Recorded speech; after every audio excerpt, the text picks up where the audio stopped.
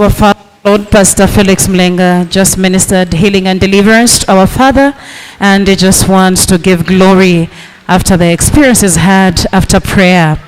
Dad, kindly tell us your names and the challenge that you came with and your experience, how you feel after prayer. My full names are Joseph Mapemkupa.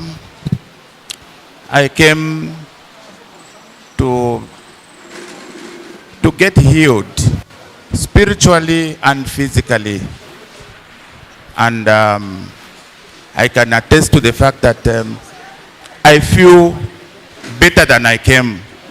Jesus has healed me physically and spiritually. He has healed my family, has healed my marriage, and all is in order. I believe and trust in him. In Jesus' name, amen. It's never too late to come to God, to tell him what you desire of him. God has promised us so many things. And if you have a heart of appreciation for God and you've received him, he will definitely give you. So don't run away from God. Come to God, present yourself, and he will definitely come through for you. Amen. Thank you. I'm free, Jesus. I'm free. Thank you very much.